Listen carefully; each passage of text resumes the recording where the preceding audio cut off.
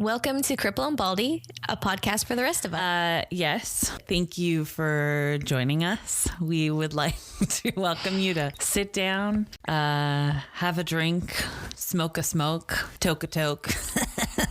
Talking about the marijuanas, in case you didn't get that. That's exactly how I feel.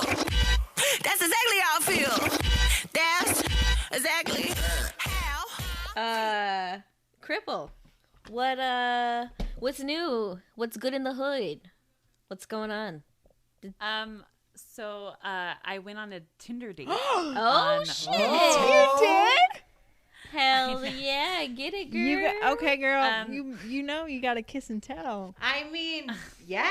There was none of that. But so basically, like, the guy that I went out with, he has the same thing I have. Okay. And when I saw him on Tinder, I immediately was like, does he have OI? Because I have osteogenesis imperfecta, which I actually think I've never said that You on have. our podcast. Not to me, you haven't. It kind of sounds like a magical spell. So magical. You're magic. Yeah. You said it on the first episode. Did I? Oh, Yeah, okay. bitch. I don't fucking remember shit. But anyways, so it's brittle bones, whatever. So when I saw this guy, I was like, I thought to myself, does he have OI? And then I asked him and he was like, what? How'd you know that? And I was like, because I do as well. But he has a better version. So he like walks and like. What do you mean better? I was going to say that too. That's hilarious. She says better version. Yeah, ableist term. I'm Yeah. sorry. It is. Quit adhering to this internalized ablism. Yeah. Girl, I'm sorry. you gotta work that out. Like, Sometimes it just slips out. He has it's less A milder. severe. There we Yes, go. It's less severe. but I get like exactly what Yeah. she's saying because I also have a friend with the lesser version, and I get that. Like, Yeah. Yeah. Better my ass. That's what my ex-boyfriend, I mean, don't worry, I really like you, so don't worry about it. But yeah, my ex-boyfriend has that. Or has it. He's still alive. He's not alive. He's not alive in my heart anymore. Well, I mean, you can be disabled and you can still be a dick. Yes, you can. Yeah. There- That's there's true. that. Like Cripple. Ah! Oh. I mean, Wait. Whatever. So let's back the train up a little bit. I want to hear a little bit more about this Tinder date. So I met up with him at a coffee shop. He lives in Colorado Springs and I live in Pueblo. God, was that too much information? Oh my God. Someone's going to stalk and attack me. Woo! it's because you're so beautiful, lady. Yeah. Like, I And you am got all the sex toys on your bed. So disabled Yeah. and hot. Like, disabled and hot. So anyways, we like met up at a coffee shop and we talked for like a long time. Like we sat there for probably like 3 hours. Ooh. But yeah, but that means you like each I don't other, know. right? Or are you not feeling Nah. it? well, I don't know. He said a lot of like we didn't agree on a lot of like different things. And I'm very like disabled activist oriented, and I think he's the kind of disabled person that likes to pretend he's not disabled. Yep. Yeah. And I hate those people. understand that completely. Yeah. I hate that. So, anyways, what had happened? So, whatever, we talked for a while. Does he and use a then mobility device, or does he? No. No, he doesn't. Okay. Yeah. And that's, I think, it makes a difference for people because Yeah. I also have a friend who doesn't identify as disabled. He has cerebral palsy. He passes. So, I mean, Yeah. I think that all plays into the whole, like, oh, I don't identify with this community. Well, What the fuck? Our community is awesome. Like, yeah, but I also think that just to play devil's advocate for a second, but I totally agree with you, Cripple, that like if you are disabled or you have some kind of medical diagnosis, I mean, why not engage with it, be proud of it, advocate on behalf of your experiences. Right. But I do think there is something to be said about a certain mentality if you don't have to use equipment or a mobility device or something. So equipment and a mobility device automatically for better or worse, sort of differentiates you from the non-disabled community. And if you're not using something like that, it's easier for you to blend in. So it might just be a mentality that he has, that maybe he doesn't even realize that it's actually offensive to other people who are disabled and who do identify and very strongly. So he might not even realize he's being a disrespectful little prick sometimes. Yeah. I don't know.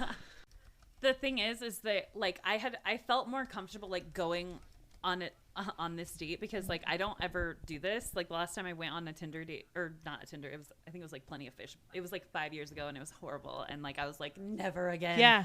But I felt more comfortable because he also is disabled and he has the same thing I have, so I felt like I wasn't going to have to explain myself so much. Like I could just more exist. Right. Yes. And that is definitely what happened. Like he was chill. He wasn't like asking me questions about like, you know, weird, whatever the fuck people want to ask, because he has the same thing. Right. Okay.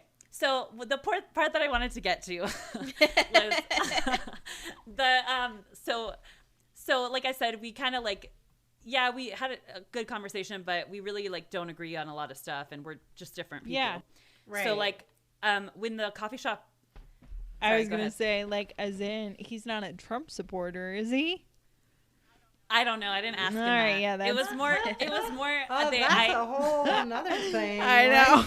That's a whole nother can of worms. It was more that like I'm a conspiracy theorist and he doesn't believe in any of that shit, which is fine. But he wanted to argue with me about it, and I was like, I literally don't care that you don't believe in this stuff, and I don't even care to have this argument. But he like wanted to like challenge me, and I was just like, who gives a shit? Right. But exactly.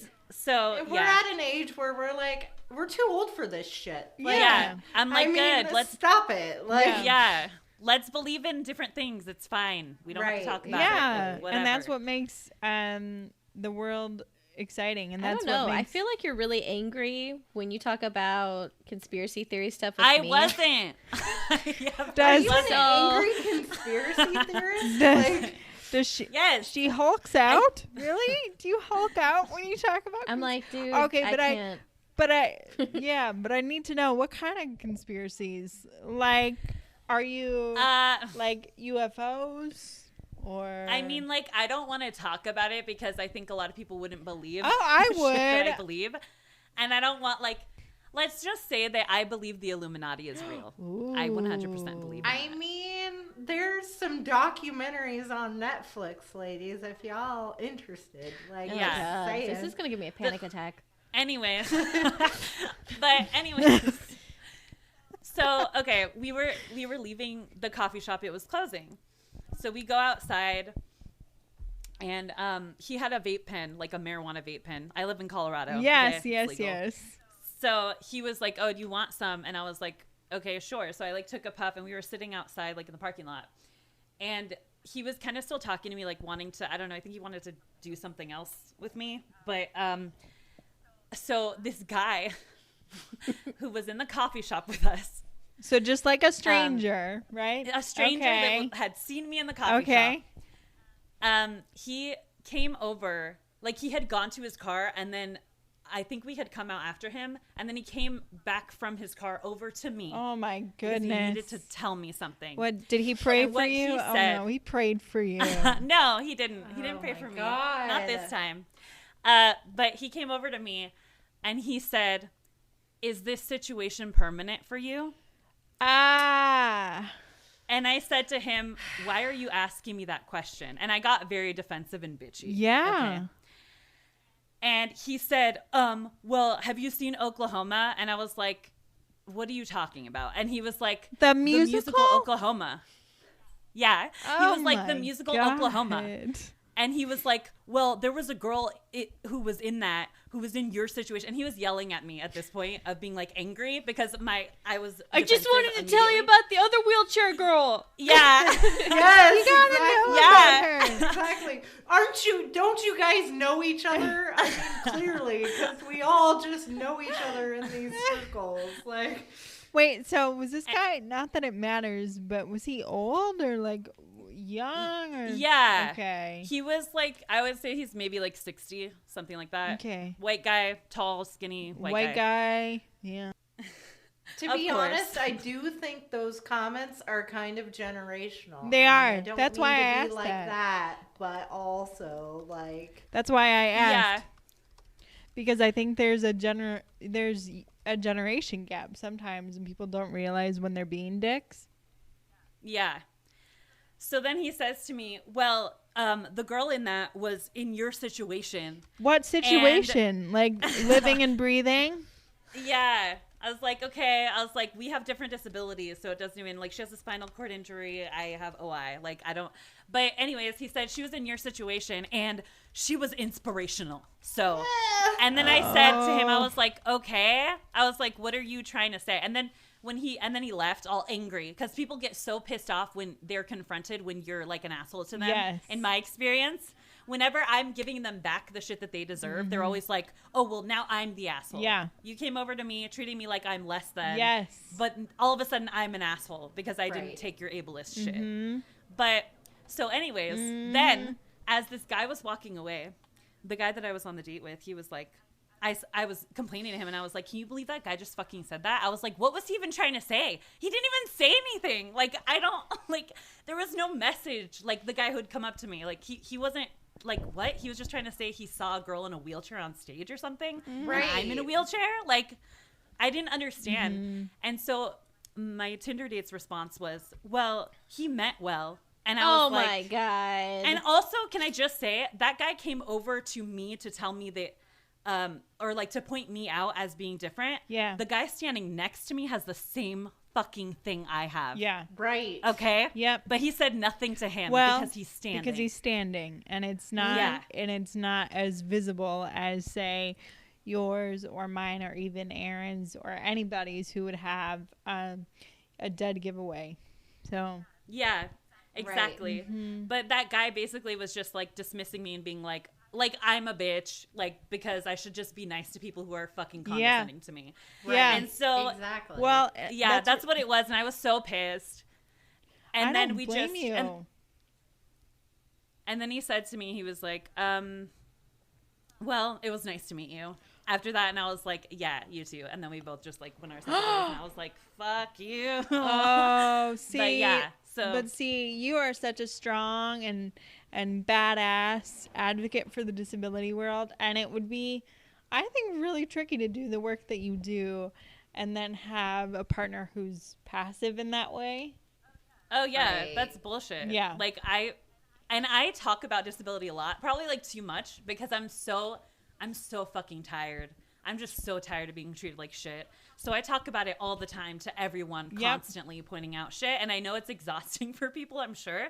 But I'll I stop find other when... things about your personality exhausting, personally. Okay, fuck so you. Just Well, throwing that fuck out you. there. I mean, like, but I But feel go like on. true story for people with disabilities. Like, if we're not constantly having that dialogue, I mean, seriously, like, everybody who has a disability, we have a incessant need to just talk about it consistently. You could be like talking about something completely random, and then it's like, and here's how it loops back to disability and accessibility and how I can't get into this building. Like, I mean, it's just like, I feel like that's that's such a universal disabled experience. Yeah. I mean, it's a part of your life. It's a part of you. And, like, unfortunately, there are so many people that aren't exposed to that you have to, like, advocate for yourself, like, so heavily. Right. You know? Exactly. And I don't think people realize how often we're getting that commentary.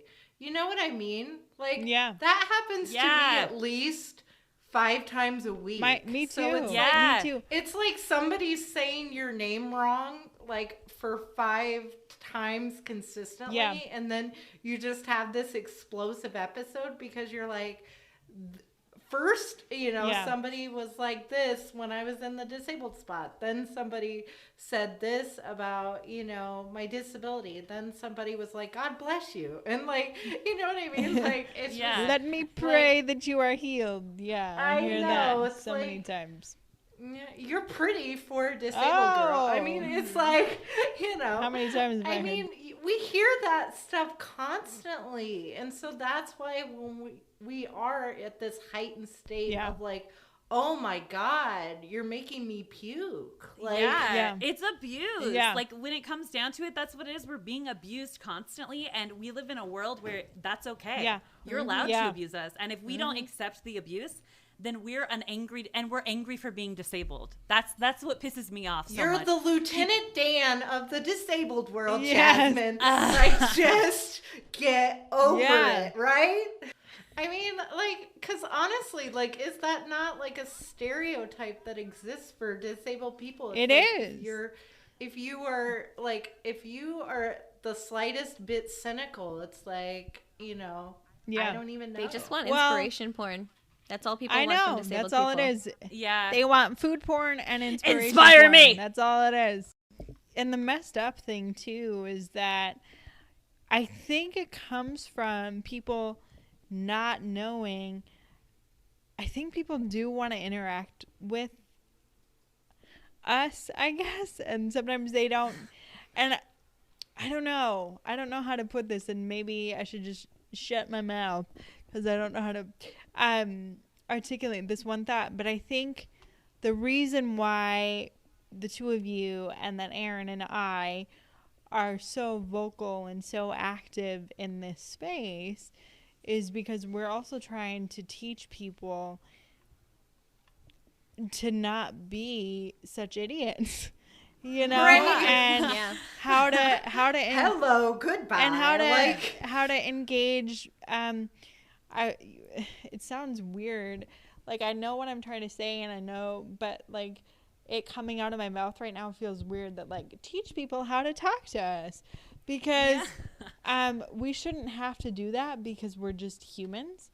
But unfortunately, when you are on one side of the this versus us versus them equation, it makes you different, and then people freak out and they don't.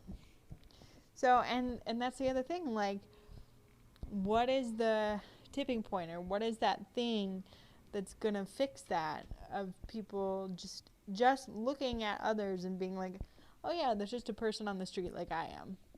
I don't. Right. It's microaggression. Like, and I don't think in the disabled sphere, and maybe you guys can give me some feedback, but like, I don't think it's looked at the same way as other microaggressions are looked at for other minority groups. Right. It's just like, oh, people are just curious, but it can actually be very offensive and hurtful. Right. Like, you guys brought up Andrew Gaza earlier, and it's like he posted something about how exhausting ableism can be, because it makes you feel tired and lethargic, and like you're just kind of stuck in this cycle of having to prove yourself to people, and we shouldn't have to prove anything. Yeah, exactly. Yeah, I'm constantly feeling like I'm having to prove myself. Yeah, and me it's too. exhausting. It is exhausting.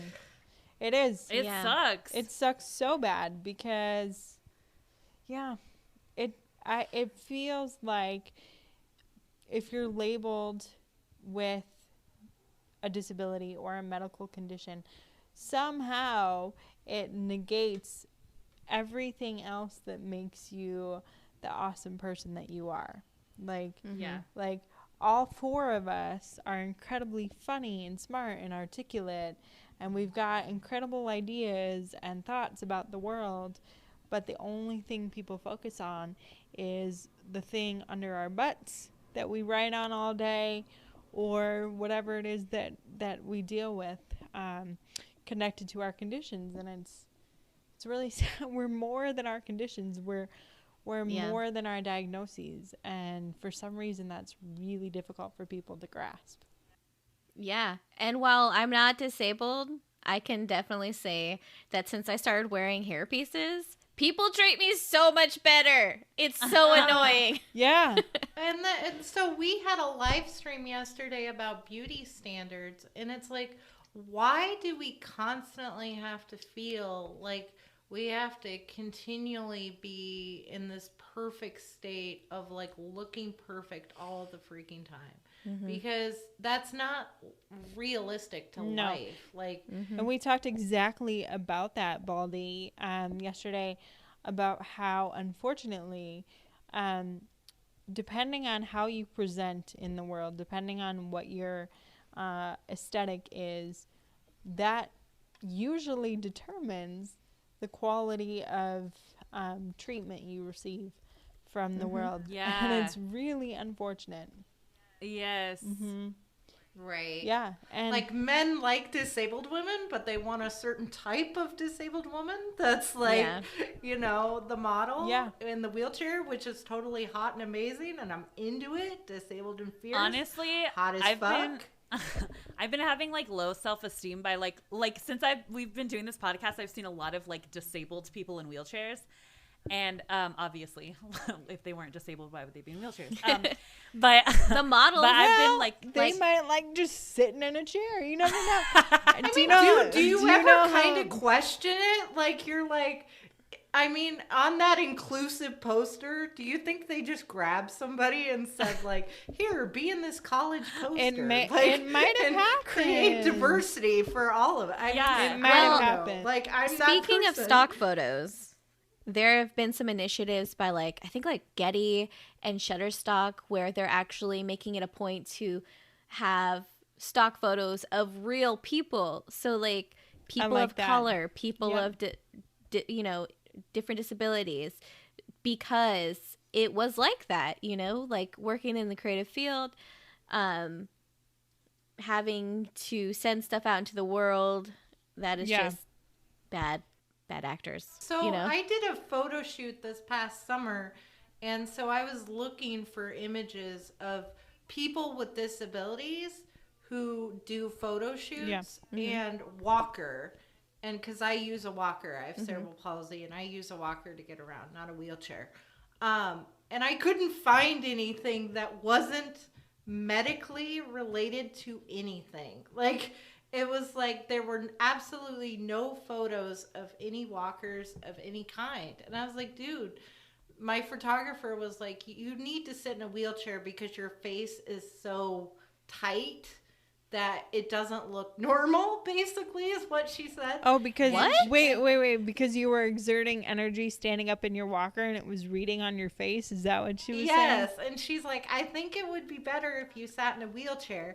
And I'm like, one, I don't even have a wheelchair, and two, like, that would be unrealistic. I don't use Also, a wheelchair. I have a question. And I'm not yes. familiar with walkers. But isn't there like a space where you can kind of like sit on it when you Yeah, need to? she has Or, one. Well, I can sit, but I wanted to like stand because Okay. even though my spine is crooked and like, I mean, that's just me. That's who Yeah. I am, Well, you know what I mean? Let me tell you, lady, that curve in your spine, it just kind of looks like you got sass and you're sticking your ass out a I little bit. mean, like, That's it's what it just like Oh, booty bang, sass. like out and proud, like ladies, like. And let me doing my just little say, disabled shuffle on TV. I'll do it all yeah. day long. And let me Like, just say, because I've seen that photo where you are standing up, it's a dope photo and you look badass and you look sexy and beautiful and you're like, your walker is this beautiful cherry red color and you've got this like gorgeous gown on and you're just like leaning, you're chilling. It's so awesome. It's a great photo. I love that photo, like, but it needed to be out there. Yeah. Because I'm like, dude, we shouldn't be creating stuff that already exists. Like, I mean, no, like, I love my girl Molly. She's in a wheelchair. She takes some gorgeous photos, but I don't use a wheelchair. Uh-huh. So that's not realistic. it's not to my you. Like, Right. you want to experience. represent yourself. Right. Right. Yeah.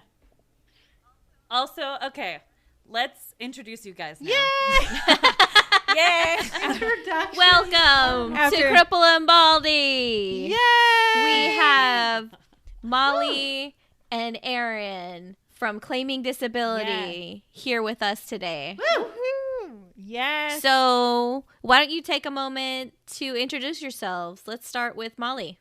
Absolutely. So yes, as Baldy was saying, my name is Molly. I have cerebral palsy, which is a neurological disorder. So basically,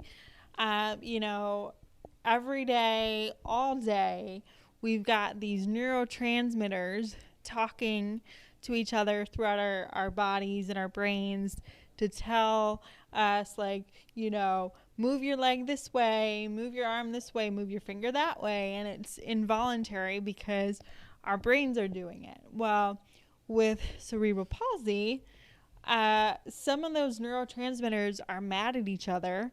And so they're really, really, they're sassy and they don't like to communicate. And so, some of that communication is either backed up or interrupted. And so, what I have, cerebral palsy, it affects movement and muscle tone and posture. And so sometimes folks with cerebral palsy can walk, but maybe their gait is a little bit slower. Sometimes people with cerebral palsy use walkers. And then sometimes, like me, people use wheelchairs to get around. So I have a sexy power wheelchair that I am so thankful for. I've heard people say a couple times, like, oh man, I would really hate to be in a wheelchair. That just looks like a total drag. And, you know, and I've heard people say, oh my gosh, you're like bound to your wheelchair. And I know. I hate that. I hate wheelchair bound because honestly, and I'll be honest, this is something that took me a long time to be comfortable with. I'm 33 years old, and probably not until I was about 29 or so did I really start to feel completely comfortable with who I am and my disability and what that means for my body and for me and for my life. But I've gotten to a point, and I think that my cohort here, Erin, kind of feels the same, but our mobility devices are not, you know, these cages. They are things that help us get out and experience the world and have mobility to be able to be independent and experience life the way that we do. So it's not this super negative thing. It's not this thing that should be pitied.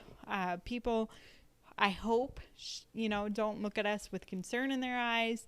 A lot of folks do, but I mean, that's one of the reasons that we do the work that we do at Claiming Disability Incorporated, is to educate more people about what disability is and what that means for different lifestyles, and that it's not, disability is not a 4-letter word. Well, it's like 8-letter word, but I'm not sure. But what I mean by that, it's Facts. You know, it's not a swear word. It's not a bad word. It's not something that should be feared. It's not something that should be condemned.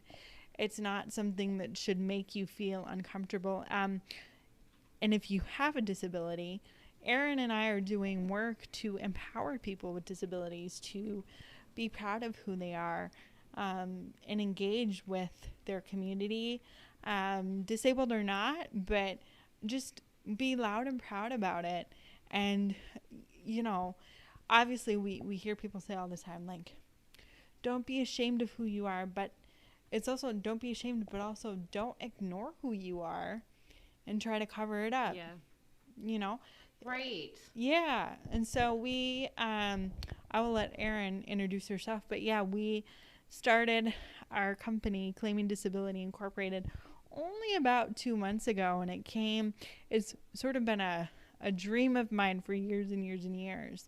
But I just felt like it was the perfect time a couple of months ago, because I had just been laid off for the 3rd time in a year and a half, which we'll talk about, disability and employment and how tricky that can be, how frustrating it is.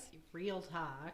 So then we just got together and said, you know what, we both have these, like, we think and feel the same about disability, and we want to be able to get out there and, you know, share our experiences and our stories, and help people sort of, you know, just feel stronger and more empowered. And I've always thought that when it comes to sharing your story, there's so much power in shared experiences, because when you realize that people are going through similar things or feeling similar to you about a lot of things, in this case, that have to do with disability life, you start to realize you're not alone. And you start to realize that you're not this anomaly that makes no sense in the world.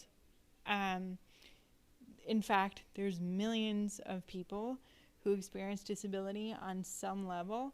And so at the end of the day, it's not us that's the problem or the concern. It's that the rest of the world is not made for us. And so that's part of the reason we do this work, is that the perception of the world needs to change as well. Yes, definitely. 100%. Erin. Agree. Yeah, Erin, who are you? Tell the people who you are. Hey guys, so my name is Erin Noon K. Sometimes people ask me why my name's hyphenated. It's because I'm married and She's got a ball and chain. I got a ball and chain, but I like to keep my other name because I do work on the Mighty, which is a pretty large-scale disabilities community platform that Molly and I both write for. Mm-hmm. That's how I met Molly, is actually through the Mighty, and we were both getting ready to do live streams. I met her like 4 years ago, and I was like, dude, this girl with cerebral palsy is like somebody I want to meet. So we just kind of like stayed connected through social media, and then we started doing our own media projects and writing, and we just kind of reached out to one another, and we were like, hey, I think we should do something collaborative together. And this beautiful idea was created of Claiming Disability Incorporated. And it really comes from a place of reclaiming. There's a movement going on right now in the disabled community of people who are like, exactly like Molly's saying, disabled is not a bad word. And we shouldn't treat it as such. Like, we want to reclaim the terminology. Like, you know, when people say people with special needs. Oh, God, that makes me cringe. First person language. Okay, just sidebar, but that's created for able-bodied individuals. Yeah. You know, for the disabled community, which there's a whole paradigm that exists where able-bodied people profit off of disabled individuals. And one of the cool things about our business is it's an entrepreneurial business that is ran by badass, fierce, fabulous disabled women, actual disabled women, and people who want to help other people with disabilities find employment through our media projects. We have an awesome merch store going on right now that actually gives you the ability to create your own designs and put your own content out there, because we're not just here being like, oh, you know, we want it to be all about Erin and Molly. We want it to be about our community, because when I find place, I'm gonna cry, but like when I recently found my community, and I didn't have that for a really long time. I'm from Iowa, like in a really small rural place where like I was the only person with a visible disability. So finding this awesome online community of amazing disabled advocates has been like one of the most enriching experiences of my life, and I want to share that with other people, which is why we've created this awesome company. If you're interested, ClaimingDisabilityIncorporated.com. Check us out. We're pretty awesome. I couldn't have said that any better, but I do want to piggyback off of what Erin said. She talked a lot about community and creating that for yourself. And Cripple, I know that we've talked about that a little bit, and even before we went into recording this today, we talked a little bit about how we wanted to bring up community and how that's so important. And that is one of the major reasons that we decided to create the company Claiming Disability Incorporated, so that people know that they aren't alone and that there is a community of people out there who, you know, get you on a very, very unique and special level that people who don't have physical disabilities or whatever it might be don't it's hard to really know that life unless you're living it on some level. And so we wanted to create a space where people can do that. And so, as Erin was saying, we have an online shop, and we call it Claiming Disability Inc. with a K. We like a good word play because we're both writers.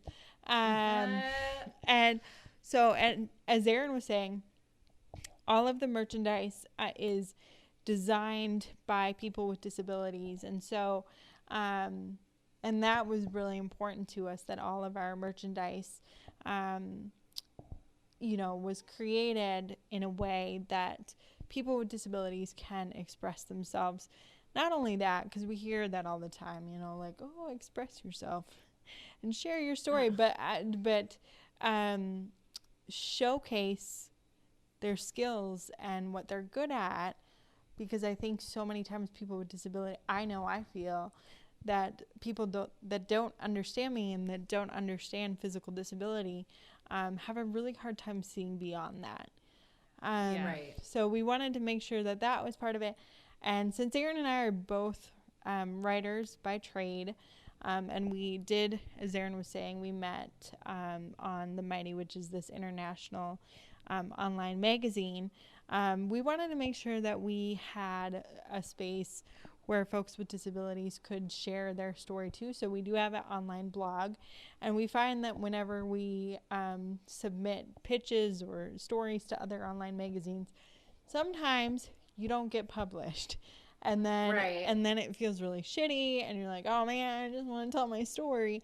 So let me write. Yeah, like give me that byline. So we created the blog so that anything that's ever submitted to us will get published. We'll never turn you down, turn you away. Oh, that's so cool. And then we also advocate and educate through multimedia projects. So obviously podcasting. We have done a couple other guest spots on some things, and we've got a couple coming up in the fall and winter. But eventually we will be putting out our own podcast, so wait for that.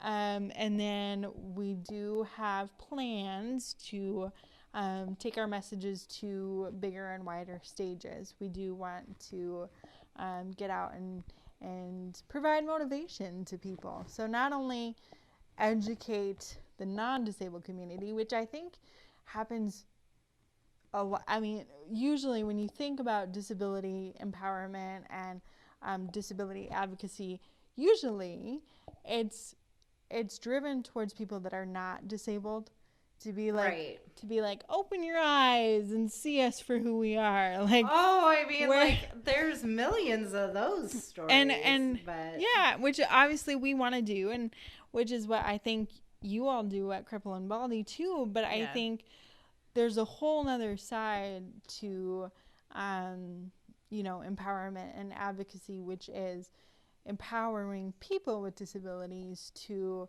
realize that they are these awesome, dynamic human beings that don't need to feel like shit. Right. Just because society treats you that way, because they don't understand. Who the fuck cares? Get out there. Yes. Get out there and do you and be you. And that's I think at the end of the day, that's what Erin and I are after with the work that we're doing, is just get out there and be you and do you, and don't give a damn what anybody else thinks. Yes. And don't let disabled bodies are beautiful. They are. They're beautiful. They're powerful. It doesn't make you less attractive. It doesn't make you less professional. Like, let's stop that. Like, I'm so sick and tired of just people being like, oh my God, like you said, like that's the worst thing in the world that could ever happen to me. It's like, No, it's Yeah. not. We have full, rich lives. Disability is not a limitation. It's an asset. Like, it actually makes us able to relate to people on a very human level. Yep. You know, with connections, with resources. Like, stop taking the disability out of the equation. Stop being like, oh, you're so much more than your disability. No, my disability is me. I am disabled as fuck. Exactly. And that's not bad. Yes. It's not bad. It's not bad at all. And, you know, it's funny. Like I said, I'm 33, and probably in the last 3 to 4 years have I been able to get to a mental space where I've been able to say that. Because I'll be honest with so, Cripple, you were saying earlier, like, it really annoys you when people try to pretend like they're not disabled. I'm not somebody, I've never not pretend, like, I can't pretend that I'm not disabled because I use this big wheelchair and I can't hide that. But for years and years and years, it has been something that I'm ashamed of, or that I was ashamed of, and I felt really bad about myself for it. And so only in the last like 4 or 5 years have I been able to really embrace it and be like, no, you know what? I'm a pretty cool chick. So, you know, that's... Yeah, I was reading some of your articles, and one of the things you had mentioned is that you would hide your hand, like, to not scare kids away, and that you'd try to, like, figure out how to make yourself, like, look more normal and less disabled. Yeah. And I think that's, like, a really common thing, because we're told so much that we're wrong how we are. Yes.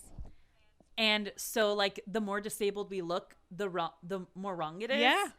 And when somebody points out, like, some weirdness of your body, then I feel like it, like, makes you feel more, like, aware of that. Because for me, like, my arms, like, they're, like, weird. No, like, I think your arms are awesome. Thank Girl, you. You're so gorgeous. Like, Thank you. work it out, lady. She is working it. Woo! Hot But yeah, as in my shit. moo-moo. Thank you. I don't This know. is my Saturday moo-moo. I like your Saturday moo-moo. But I relate to that because, like, even when I was 18, I actually started being aware of, like, my arms being weird. No, they're even not now weird. They're not Thank weird. you. Yeah, Edit I'm that sorry. out. So let's Edit that rephrase what out. you said. They're- So what you mean to say is I became self-conscious of my arms Yes. Yes. at around 18. There we go. Yeah, because people would, like, 100%. I should be a writer, guys. You should. Yes. Yes, please. You People should. Say, contribute like- to our blog. Like, Uh-huh. We will. Good. But also, but people would say that, like, point out, like, that my arms were weird. And this is when I started, like, doing theater at a community college. Yeah. Ooh, And theater. so from, I know, I love Yes. it. I love it. but from then on, like, I really felt, like, aware of my arms. And even now, and I'm 31 now, I have figured out a way to not, like, show my arms, like, or stretch them out, or I won't, like, fully extend them. But I'm trying to, like, get rid of that because I'm like, who fucking Yes. cares? Like, my arms are allowed to look how Yeah, the they fuck are. they look. Yeah, they I don't need to, are. like, change that. Claim Yes. that gorgeous disabled body. Yes. Work it out. And Woo. I told Show us your tits. Yeah. Yes. You know I will. Please. Don't tempt me. Nothing is hotter than a pair of disabled tits. Like, That is the best quote ever. Oh my god. Put that on a t-shirt. Quote of the day. yeah. Quote of the day. You wrote, here is an actual quote Oh, that is okay. what you said, which was, embrace who you are without apologizing. I love Yeah. that. Yeah. And I'm still trying to work on that. You know, I'll be the first one to be honest about that. And I say, okay, I talk to myself a lot. Like, on the regular, I have full-blown conversations with myself. And probably on the daily, I remind myself that I am a masterpiece in progress. And I will be until the day that I die. And so some days I might be an excellent advocate, and then other days I might do or say or treat myself in a way that I tell people not to. Right. And that is one of so embracing yourself without apologizing. So having the audacity to be who you are unapologetically is actually, that is one of the pieces of wall art that's up on our shop right now. So if that resonates with you, go pick that up. Woo, shameless plug. But it can be really, really hard to do. Really hard to do because we're inundated with messages from society and from advertising and marketing that in order to be taken seriously, in order to be respected, in order to be thought sexy by the opposite sex or the same sex, whatever gets you off, that we have to look and be a certain way. And it's so wrong, but we've internalized it for so long that we start to believe the truth of it. Yeah. But it's not. It's all false. It's all falsehoods. And so that's part of the work that I think all four of us are doing in this space is deprogramming. And I do very much relate to that because it was only up until a couple of years ago that I have become comfortable. And comfortable is a loose term because sometimes I still cringe, but become comfortable with seeing full-bodied photos of myself. I mean, I went through, I mean, all of my middle school and high school years, for sure, I would not take a photo unless my wheelchair was covered up. And thinking back to it now, I understand it, but I just think that it's a little bit silly sometimes to have that mentality because we don't go through life. I wish we could go through life with filters and editing in our pocket, and we could, make ourselves look the way we want to look when we're just walking down the street, but we don't have that. We are just who we are, and I can't hide my wheelchair. So it's like everybody else who knows you and loves you knows that you use this big old wheelchair. Why are you trying to crop it out? Like, it doesn't it doesn't make it disappear. It doesn't make it any less real or any less of your daily experience. But what it comes down to is that it made me more comfortable because I couldn't see it anymore. And it's that sort of thing like, okay, well, out of sight, out of mind. It's not real if I can't see it, but it is real, and it is part of me. And the longer I stare at myself and look at myself in that light, I begin to see the beauty. And I think that is, if there's anything I could say to younger me or younger people listening, you are so much more beautiful and so much more strong and capable than you will ever know. And I think, and I'm that way too, I think people all too often cut themselves down because of what they believe to be true, because of the messages they hear from society, and it's not true. And I grew up, so with my cerebral palsy, the whole right side of my body is a little bit weaker, and so my right hand is, I guess, don't at me on Instagram, but it's my more disabled hand, I guess. Like, I have a lot less dexterity and control over that hand.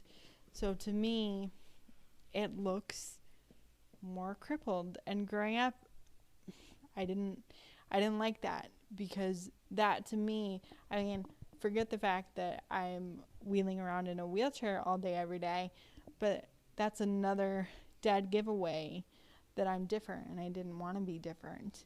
So, yeah, but I think, and again, this is something that's going to be a lifetime of, reprogramming or rewiring how we think of ourselves. But there's nothing wrong with looking the way that you do, and all these societal views about what is beautiful, what is attractive, it's not even real. they're made up by stupid executives at advertising companies, and then for some reason we just decided to believe them. You know, and the funny thing is too, and this is an example I used yesterday in our live stream, but like beauty and attractiveness and you know, what is or what isn't, those things are always, those attitudes are always changing. So like, yeah, that's so true. like years ago, like I mean hundreds of years ago, the most attractive thing ever was a super overweight lady. Like that was what was, ooh, give me some of that. Like, Yeah, you know, like I say that now. Like, give me I some was of just about to that. say, Like, yes. Lizzo, And- if you listening, like, come get some of this cake. Like, yeah. But, and it's like, whoa. Give me a fork, girl. Exactly. But it's like, where did that go? Because now it's like, you know, you got to be like, you know, 6 feet tall in heels. You got to be thin, long blonde hair, perfect glowing skin. And hundreds of years ago, that's not what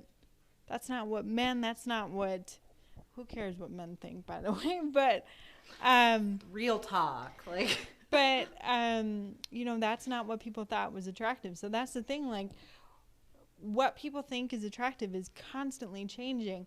And the thing is, too, you know, we have this idea because magazines tell us this is what's pretty, or this is what's beautiful, or this is what we should be. It's not like every single person in the world agrees with that. So that's the other thing, too. Like, it's okay to feel beautiful no matter how you are, because you are beautiful. And it's everything is relative, and beauty is no different than that. So I feel like the issue is like with I talked about this before, but like, and I say like too much.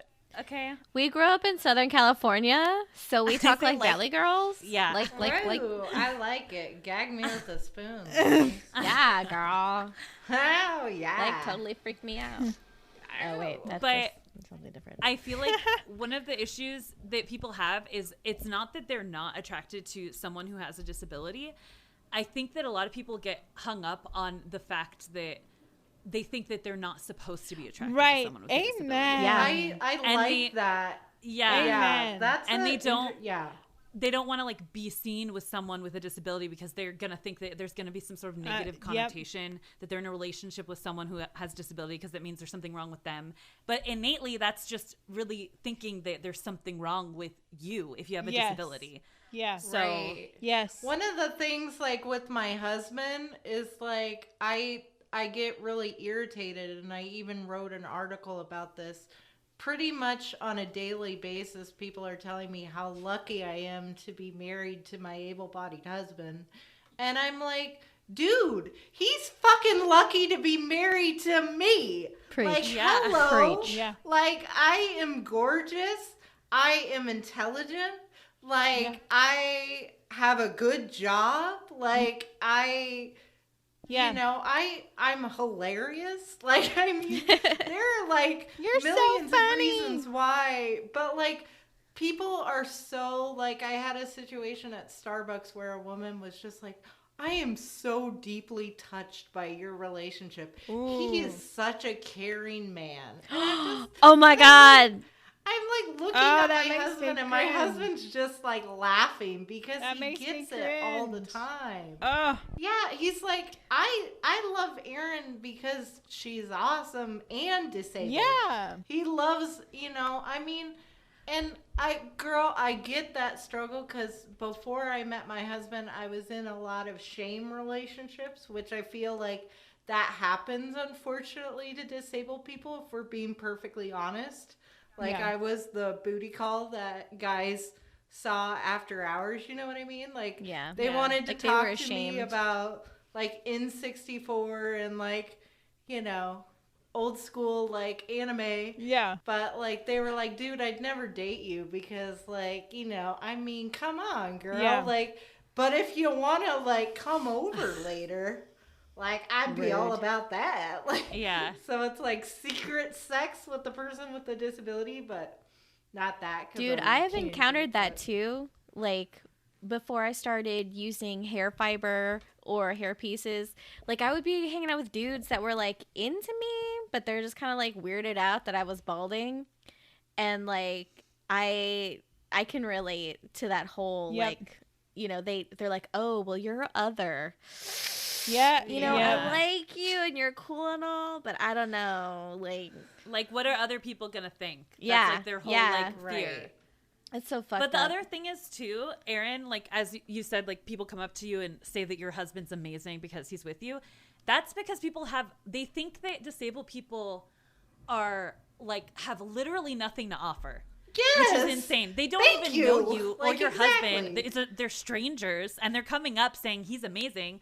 Your husband could be a fucking wife beater for all they know. Yeah, Like, for Legit, real. I love my husband, Jeremy. I love you. You're not a wife No. beater. But Thank God.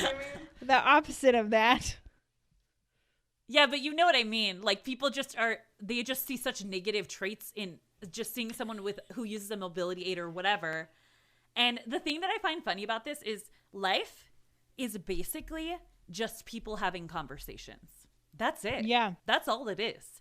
So I don't understand how people think that those with disabilities can't have a good conversation. Yeah. right. Like, what do you like? That makes no fucking sense. Well, and I'll say, it's been a year or two because I like blocked him on everything. But I used to be hanging out with this guy that I met at a house party, and we'd hang out all the time. We were like inseparable for a while. I really, really liked him.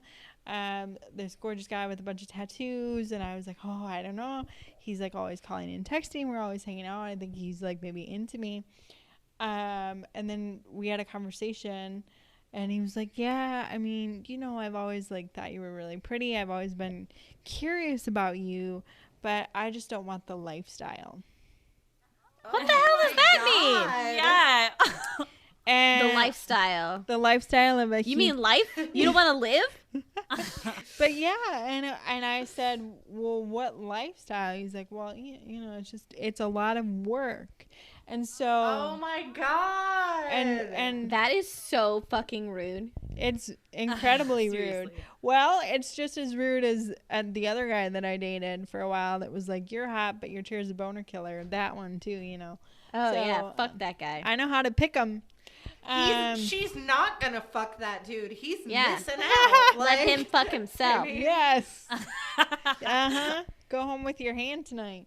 Exactly. I was literally just thinking of the Pink song. Yes. Okay.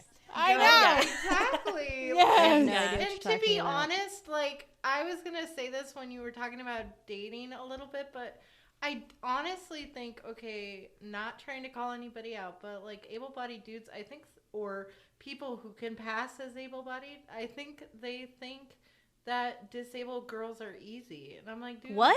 What? I mean, it's just been like my experience, but to be Interesting. honest, like, I think that they think we're super easy, and I'm like, that we don't have any standards of any kind. Yeah, because we're Why? like so desperate. Because we're or desperate something. for I mean, sex? because like, oh, God forbid, like, and it's also like it's a paradigm shift that needs to change with women in general, not having standards, but like with disabled women, I just feel like it's like, oh, we should just accept whoever is going to be thrown Like, at us. who- Because God forbid we don't have anything to offer. We're not Like- sexual, like, we're not, you know, this Yeah. or that. And it's like, it's so fucked up. Like, Well, and I mean, that's why I'm happy that people like Andrew Garza exist. And he's got, you know, his podcast, Disability After Dark, and he talks a lot about disability and sexuality.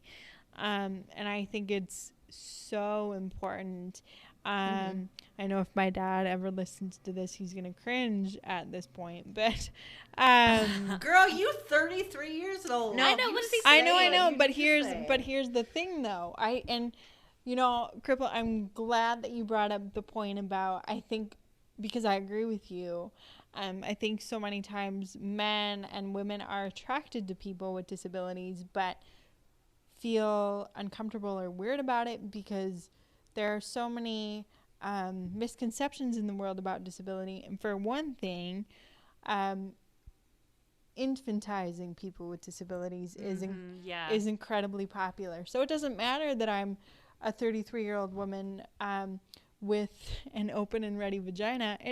Because Open and ready. Open for business. Like, Because- taking numbers, DM. No, I'm kidding. that's true. Slide into our DMs. Uh-huh. Open for business. Slide into those DMs, fellas.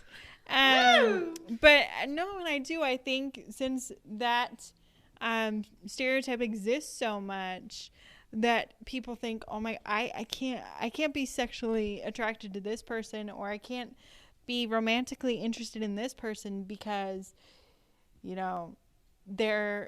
they're more childlike than I am, or I hear all the time, oh my God, what? You live independently? You take care of yourself? People. Good for you. People are, yeah, I know, but people are really surprised by that. Sometimes they're like, how do you do that? You're 33 and you live an independent Can life? you believe What? it? Shocking. My jaw is to the floor. But I think sometimes, just from my perspective and the experiences that I've had with dating and interacting with men, that I think sometimes many of them, at least from the handful that I've dated, have felt that dating somebody with a disability would be too much work, and they would be giving a lot more than they would be getting. I think that is sometimes the perception, and I think that's what this guy meant by I don't want the lifestyle, because I think that he had this idea in his head that he'd be, sort of at my beck and call, or like my kept man. And while you guys were hanging out, you were living independently, right? Yes, and he would come over What to the my. fuck?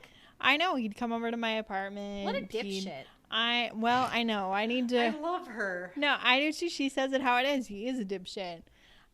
Most of the men that I have dated have been dipshits, give or take a few. So To be fair, there are a lot of losers out there, ladies. I mean, yeah. That's a deal Like- breaker. Well, there's a lot of loser ladies out there too. We don't want to. okay, good Yeah, point. that's Yeah. true. Everyone Garbage. sucks. Everyone does suck. Yes. People suck. Yes, I know. So, that's my 2 cents on dating. To be honest, I almost feel like we have to over-sexualize ourselves because Yes, thank you. it's like Yes. Yeah. Molly said with the infantizing, like I almost feel like I have to be more inappropriate because Yeah. men are just like, oh, you're so sweet. Really? You don't Yeah. even know me. I'm an asshole. Like, I'm a really horrible person. Like, Actually. Yeah. Fun fact. Same. She can be such a bitch. I mean, basically, yeah. I mean, what makes you think that a disabled person is sweet? Honestly. Well, Like, because babies are sweet most of the well, time. I mean, disabled people, like the most that I've met are complete dicks, and I love it. But it's like, I mean, we Yeah. do. We're complete assholes. And you know Well- what? You can be disabled and be an asshole. You can be a nice person. You're allowed Yeah. to have But- the full spectrum of human emotions. Yes. You know, when what is that guy? He was in the Paralympics. He was super hot. He didn't have any legs. He would wear those things to run with. I don't know what they're called. Oh yeah, the blades. Sounds hot as shit. He Let's was get super his hot, number. and he murdered his girlfriend. Oh no! Do you remember this? He was from South I Africa. do remember No. this guy. Yeah. Never mind. I don't know. But No, on the but the darker reason- side, disabled people can be murderers. Like, Yes. I When mean- he did that, okay, like I was so like honestly, like when he murdered his girlfriend, I honestly said to myself, I was like, oh my God, finally a disabled person murdered someone, because they're such this, like, we're so infantilized, Yes, right? yeah. And I'm like, yeah, we can be dicks too who murder our fucking girlfriends. Right. I Like, mean, come on. really, Yeah. Like- truly. Mm-hmm. And the other thing that I wanted to bring up before it leaves my brain, someone, I don't know if it was Aaron or Cripple, but someone brought up how we have to over-sexualize ourselves. And so Yes. maybe that's where the idea of, disabled girls are really easy, because we do have to over-sexualize Oh, ourselves sometimes to be seen Well, as it might these- just be me. The cheese stands alone. Okay, like I don't know. No, it's not. I just agree. you. It's Like, not I feel the just same you. way. I feel the same way. Yeah. And so a couple of months ago, I started following on Instagram. Her name is Alex Darcy, and her handle is wheelchair Rapunzel. Oh, yeah, Wheelchair Rapunzel. We want her. Yeah, We're trying to get her. yes. Oh, Wheelchair come on. Rapunzel. Beautiful. Wheelchair Rapunzel, come Girl, on Let's to collab. this pod. You so hot. Yeah, Like, I really like her, and she started this whole campaign about how anytime that she would post, you know, a picture of her in a bikini or a picture of her showing a little bit of her butt cheek in a nice pair of underwear, it after a few weeks, Instagram would take it down. And so I saw that and I was appalled by it, and so I sort of in solidarity with her, I posted some of my own lingerie photos. Hell yeah. And yeah, and They were and hot. Where can we find these? Go It's- look. it's on my Really Good Writer page, and it's somewhere in there. I'm wearing like Woo. red and black lingerie, and Of course, Red, Um, your fave. I love me some red. Yeah, and I had a red lip going and everything. And then I, you know, at the very end of the post, I was like, "Your move, Instagram, I dare you." And, you know, those pictures were not taken down, but I know, you know, some of Alex's pictures have been taken down, some other women, and in my post about that, I said there are so many able-bodied women who wear so much less clothing and have bare asses hanging out. Like, you see a little bit of underboob and nipple. Right. Those photos are celebrated. They're, you know, they're not taken down. And so why take down our photos? It's because somebody over there on Instagram or somebody complained because they're uncomfortable. They're uncomfortable with a disabled body being sexual or sexualized. And that's bullshit. Right. Because Disabled women are insanely sexy. yes, we are. And then for whatever reason, that's hard for people to get through their heads. And, you know, I don't know if it is because of that whole idea of people with disabilities being, you know, infantized or whatever it is. And, oh, God, you know, I would never think, you know, a toddler is sexy. I'd be sent to jail. So I can't think that of a person with a disability. And it's like, Yeah, people, they really do think that. They think it's like wrong. They do. If you think like a disabled person's attractive. Right. Like Yes. there's something wrong with you. they think it's Rude. very wrong. Yeah, that there's a whole thing of, you know, disability as kind of like a fetish as well. Right. Yeah, or if you're into it, that means that you have a fetish. It's, Yes. Yeah, I mean, Yeah. it's Well- a thing, like, and it's very harmful to our community. I'll It be is. honest. It's Like, very harmful, especially to women. Well, men too. I mean, we can't forget about our men. Like, I think there's a lot of pressures put on men to be a certain, you know, body type and things. But- insanely. And I think disabled men, I mean, if you guys are listening, like, honestly, it's rough out there. Like, because, Yes. yeah. We it got is. love for you too. But yeah, Aaron and Yeah. I, at some point in our company's lifespan, we want to put out a basically a pinup calendar of all disabled Oh, hell women yeah. and bodies. So if you guys want to participate, you just let us know. So at some point we do want to do that, create that and put that out there. Not only would it make the women and the men that are, you know, modeling for us feel strong and empowered and sexy, and be in a space where they're allowed to feel that way.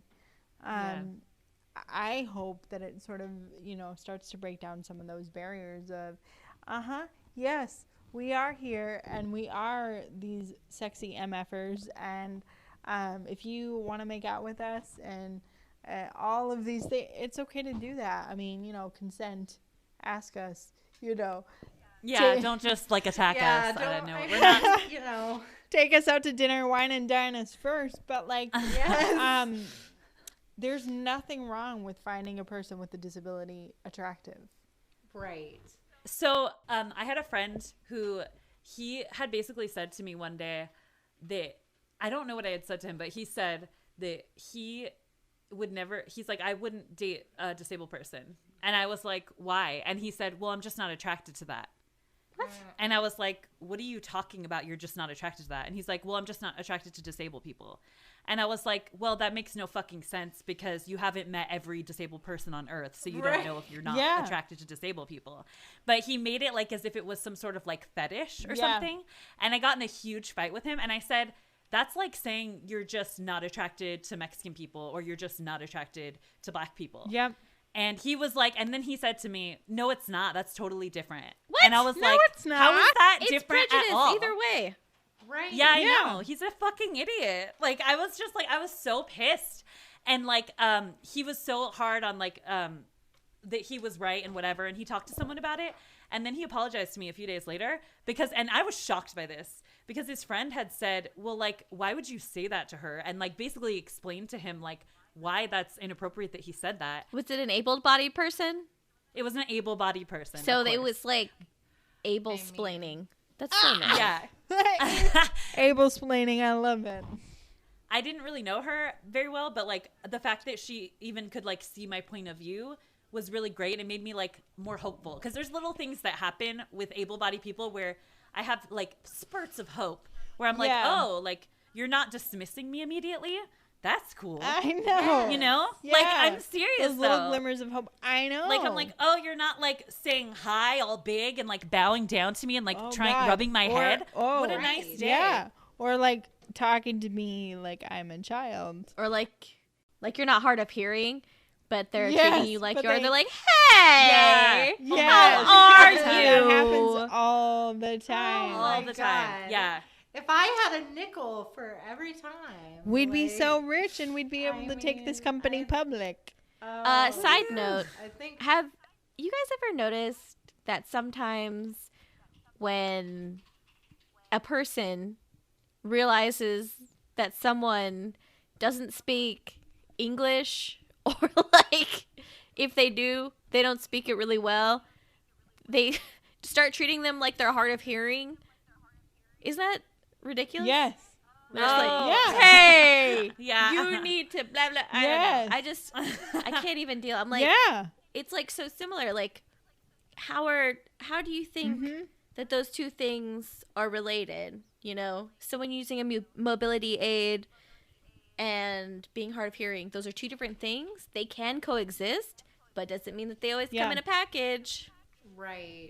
Well, I think, unfortunately, there is that stereotype that if you've got something that is different about you, then you've got something else that's going on, too. I think a lot of times, for a lot of people, by outward appearance, a physical disability or difference, or even hard of hearing or something like that, to a lot of people that equates some intellectual disparities too.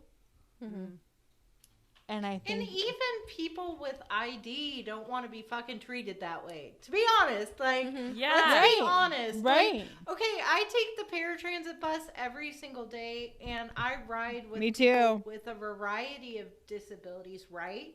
Mhm. And you'll get somebody who's just like, how are you today? Like, Yep. dude, they're not kids. Like, he's a 37-year-old man, and you're talking to him like he's a fucking moron. He's not. Like, Yeah. he processes things in a different way than we do, and that doesn't mean you have to shout at him like he's a child. right. And I just, in general, I don't, because I work in the social service sector, I don't like how people with physical disabilities are treated, but particularly people with intellectual disabilities, they are completely dismissed in terms of their identities. They're not given, sexual workshops or workshops on marriage or families, because people just, they don't want people with intellectual disabilities to have those kinds of opportunities because they don't feel like they need them because they're children and they need to be hurdled around like children. And that's not how we should be treating people with intellectual disabilities. We need to treat them like people and like adults. Yes. Yeah. Everyone wants to be treated like a person. With Yes. dignity Full and human respect. being. Yep.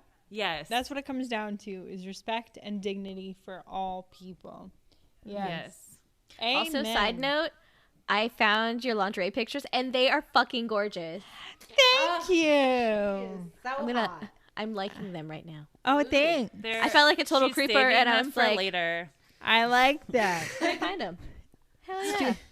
No, like Yes. you look like with she's got like rose petals all over her, like something out of like American Beauty or something. You know where they have That's like kind of what we were going for. That's kind of what we were going for. I'm glad that we've accomplished that. Good. That's exactly what I was going for.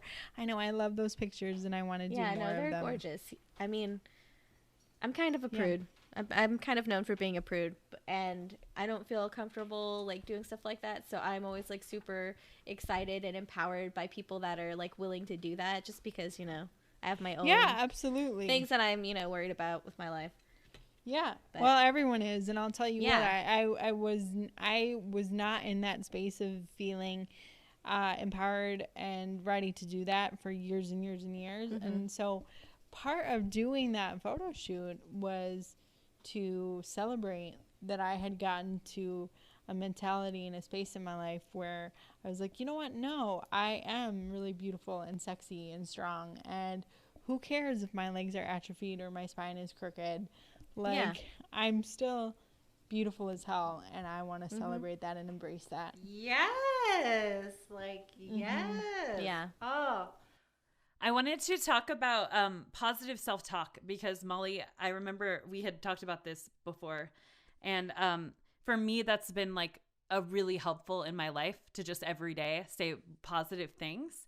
And I know that like that's been the same experience for you. Could you talk a little bit about that? Positive self-talk is so important. And we, in my blog and on our website and in our live streams and when we start our podcast, it's going to be, a lot of what you're hearing today, but we want to make sure that we get the message across that loving yourself really starts with, it's cliche, but it's cliche because it's true, right? It starts with loving yourself from within. So telling yourself how awesome you are and how beautiful you are, how strong you are, and that today you are going to take the day by the balls and you're just going to kill it. And it's so important. And I do, again, I will always say that the physical mirrors the mental, or the mental mirrors the physical. So I always feel like, well, if I put in my brain all of this positive stuff and I keep saying it over and over, affirmations, then it's going to manifest in real life throughout the day. Whereas, right? I think that like a lot of people might say to themselves, well, if I tell myself I'm beautiful or like I'm an amazing person or whatever the positive thing you're telling yourself, and you don't really feel it, that's how it starts for everyone. Yeah. Right. And I feel like it's important for people to know that like you might not feel like it's true when you're telling yourself, but if you consistently do it every single day, every time you catch yourself in a negative thought, you will start believing it. You will. 100%. And like just what Molly's saying, like 87% of our self-talk is negative self-talk. So loving yourself is work. That's just the reality of it. And that's whether you have a disability or not, Yeah. Yeah, that's a universal experience. And too often people hear all the time or say all the time things like, somebody could, tell you throughout the day 10 amazing things about yourself or 10 great things you did at work. And then a minute later you could hear something terrible. And that's the one thing you focus on. Like you don't remember all that good stuff, or you choose not to hear it, and you only focus on the negative, and that completely outweighs.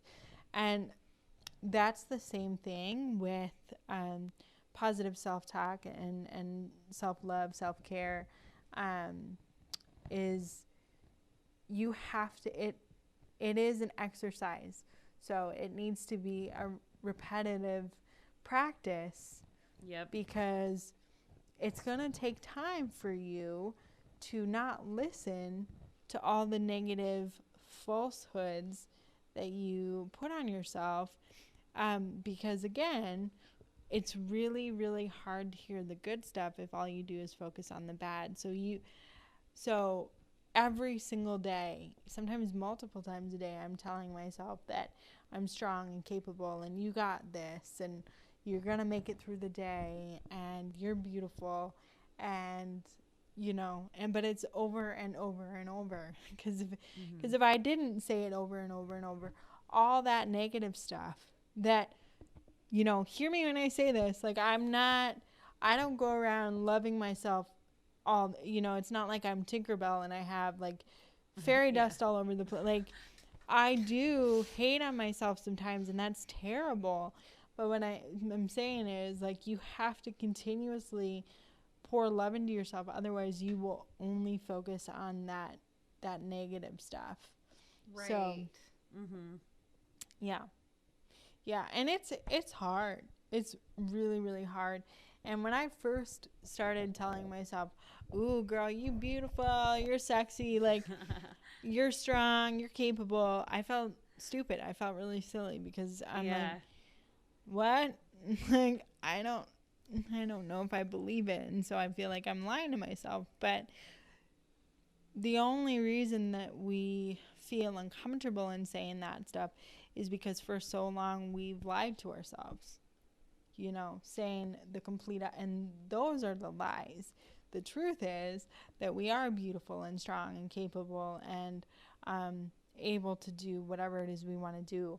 But we lie to ourselves too much. And after a while, an example is, have you ever told a little fiblet or something? And Fiblet, I love that word. a little fiblet, and I don't know, to like get out of a day of work or something, and you've had to tell the same story over and over. It's like, get your story straight. And then the more you say it, I mean, you know it's a fib, but it starts to feel like it's true because you've been saying it over and over, and it's like, okay, well, I keep saying it, so it's true, it's real. Yeah. And it's the same with how we treat ourselves and how we speak to ourselves. The more negativity we pour into ourselves, the more we believe it, and the more it starts to grow, because we have internalized it. We've planted it in our soul, so it starts to grow. But so what we need to do is, it doesn't matter how weird it feels or how uncomfortable it feels, you have to unplug, rewire. I've got a lot of a lot of stories going on. I'm talking about unplugging, replugging, and plants and growing. I don't know. There's a lot going on. But you gotta retrain your brain. Because after a while you start to believe all this stuff and it's garbage. It's not true. Yeah. Right. I feel like the number one thing is that the only thing that matters is what you think of yourself. Right. And that's really just a truth in life. It sounds like you said, like a cliche thing, but that's really true, because you're the only person that exists in your world. Like, yeah. You know what I mean? Yeah, absolutely. I mean, and a lot of that stuff that people think, or that people think that you think that people are thinking about you, if that makes sense. Yeah. Like, people aren't thinking those things. I mean, they are maybe, like, in some slight scenario, but honestly, people are very self-absorbed. They're thinking about themselves, you know? Well, and we're all up in our heads. Like, I work in mental health. Like, trust me, I know. Like, we're all up in our heads. Like, and that's, I mean, not to trivialize the experience, but no, absolutely. Honestly, like, and I think too, a lot of, at least for me, my experience has been, a lot of the negative things that I've thought that, people are saying or thinking about me are actually things that I have projected onto myself. So again, usually a lot of what we think people are saying or feeling about us and our differences are actually problems and issues that we have with ourselves that we need to remedy and heal, really. Yeah, Right. I agree. Yeah, absolutely. But that's why conversations like this one and podcasts like this and the work that we're all doing is so important, because again, at the end of the day, if I can speak clearly, the most important thing is that we're creating communities here, and A helping. tribe, if you will. Yes. I just tribe. absolutely. I don't want to trigger anybody, but Oh, we're that using it in happened. the right context. So That Kindly happened. fuck So off. thank you. I wrote. We saw that. Did you see that? Yes, it was ridiculous. I got so much hate for that. I'm like, whatever. what about the Germanic tribes? You know what I mean? Come on. You got some negative comments? That article was beautiful. I know, Yeah, but there were no. a lot of negative Nancys that were like, please don't use tribe unless you are part of blah, Here's blah, the blah, thing. boom. There are a lot of I don't know. How should I put this? How can I say this nicely? Sheep. There's a lot of bitches that will say, Yeah. find your tribe, and then have some kind of whitewashed wannabe native people stuff on their face, or some kind of imagery Yeah. involved, and that is not okay. But using the word tribe in the right context is okay. That's okay. But not saying I'm not saying the that example I gave, right. that's Yeah, exactly. I wasn't saying anything about going out and passing as a Native American if you're not one, or trying to. That's not. I was, the context of that article is, find your community of people who understand you on such a cellular level that you don't need to explain yourself, that you don't need to apologize for anything, because they're just there for you and they got you no matter what. That's what a tribe is. That's, people have got Here, each let me other's- read the definition for our Yes. listeners. So tribe, it's a noun, all right? It is a social division in a traditional society consisting of families or communities linked by social, economic, religious, or blood ties with a common culture. With a common culture and dialect, typically having a recognized leader. Oh. Yes. Well, mic drop. I love that. Mic drop. So Who's our leader? Is it Zachary Anner? If you're listening, sir, shameless shout out. you are, I know he's a total hottie. Ugh. He is. boy, we watching you. Oh yeah, no, he's hilarious my too. goodness. I think it's our generation.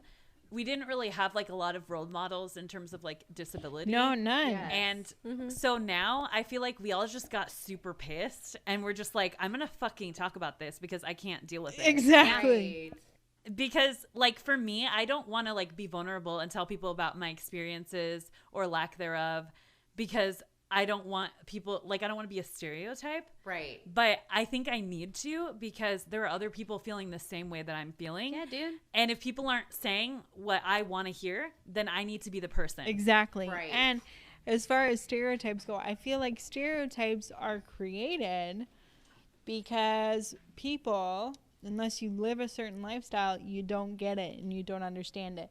And so you make up things in your head to make sense of what you don't understand. And so the only way stereotypes can get broken down and dismantled is by talking about the realities. Right. Yeah. Yeah. So that's why what we're doing is so essential, because that's the only way that we can get rid of these annoying stereotypes. Yeah.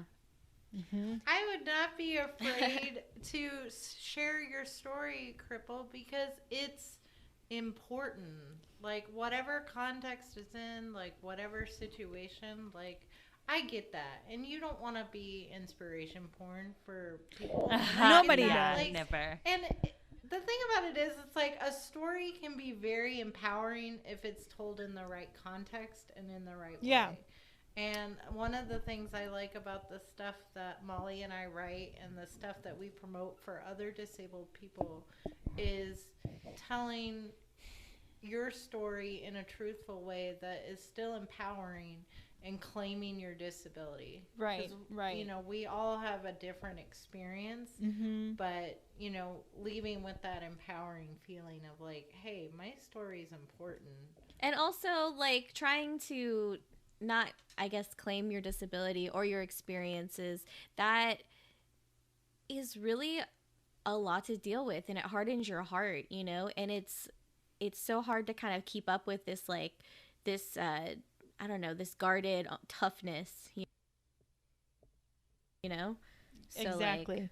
Exactly. I mean, we were talking earlier about how explaining yourself or your life or making excuses for it or apologizing. I can't tell you how many times in my lifetime, I have apologized for getting in somebody's way or not being able to do something, or all of that is incredibly exhausting. And so being able to claim who you are and not be ashamed and not feel like you constantly have to give explanations or apologies, that is, it's freeing. yeah. And that is the magic of claiming your disability, is taking a load off and feeling like you can finally take a deep breath. That's exactly how I feel. That's exactly how I feel. That's exactly how I feel. Intro music is from Lizzo. You can find us on Instagram, Twitter, YouTube, or on our website, crippleandbaldy.com. If you'd like to be featured on our podcast or would like to send us an anonymous question, you can find us on our website at crippleandbaldy.com. You can find out more about our guests, Molly and Aaron, on their website, ClaimingDisabilityInc.com, or on Instagram at claiming_disability_Inc. That's exactly